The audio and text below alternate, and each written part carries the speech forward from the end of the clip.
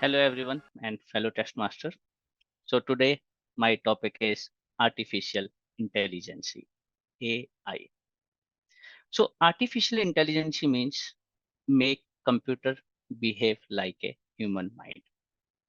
Scientists all over the world are working on creating chips that can react the same way as human mind reacts. These days we have lots of AI technologies near us, AI devices near us. Some examples are Alexa, Bixby, smart homes, etc. So before move to next slide, let me tell you one advertisement that I just saw yesterday and I really love it. There was one guy, he was staying in a smart home. Everything was smart. So he waked up and he said, "Hey Bixby, ready my coffee." The machine makes coffee for him. Then he said, "Hey Bixby, what is my calendar?" The Bixby says, "You don't have any meeting today." Then he said, "Hey Bixby, ready my car." The Bixby turned on the car, set the temperature. Then he went to shower, took bath, and then he went outside. And then he said, "Hey Bixby, lock the door." Bixby locked the door. He went to dentist, and then he has some teeth out, and then his mouth swelled. So he came home, and now he said, "Hey Bixby, open the door." Bixby said, "Invalid voice command." Then he tried something else. "Hey Bixby, open door." Then Bixby said, "Invalid voice command." And the title was AI is challenging sometimes. So with that, I would love to move to the next slide.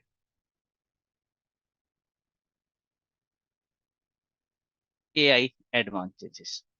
AI has lots of advantages in all the fields. It can be healthcare, industrial, consumer goods, anywhere. But today, I will talk about AI advantages in human life. So AI has lots of advantages for the humans who has some limited physical movements or disabilities.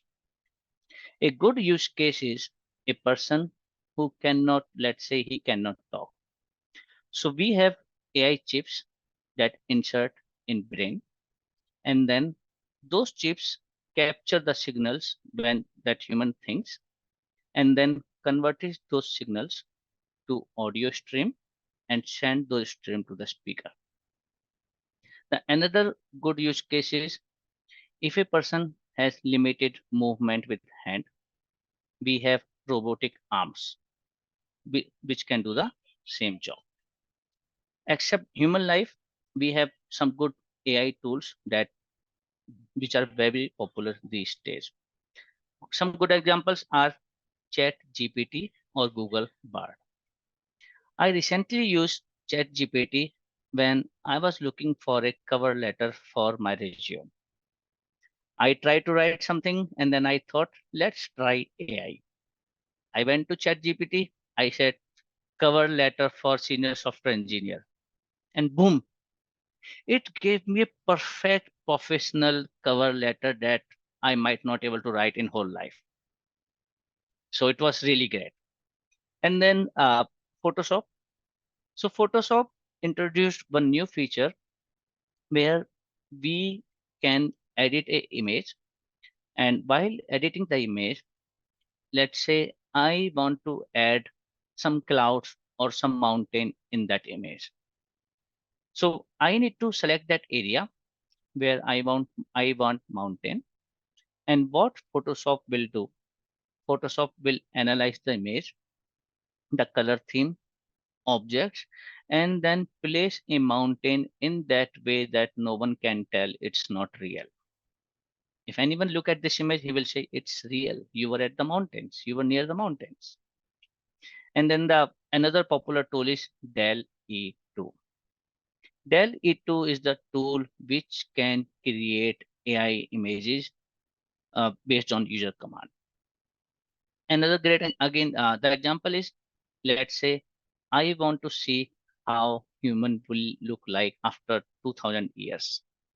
So I will write how human will look like after 2000 years. And based on certain parameters, it will generate a human that will look like after 2000 years. So AI have lots of advantages. Now moving to next slide, look at that. I did not add any title on that because this image is self-explanatory. Is AI threat to us, to humans? And I would say yes. A great good example is in software engineering field, we have one job title says content writer. The job of content writers is to write content based on some topics. And now Chat GPT is replacing their job. So it's a real threat to humans' personal life. Another good example is the movie I, Robot. In that movie, the scientists created a fleet of robots that can help humans in daily life. And then they connected those robots to a supercomputer, thinking that the supercomputer will manage all the robots, weather, and everything.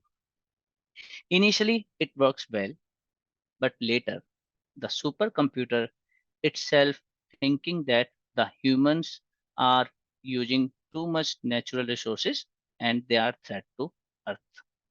Because humans are threat to Earth, it means humans are threat to us. So what that supercomputer did, he uh, signals all the robots to capture humans, lock them in their home, and limited humans' movement.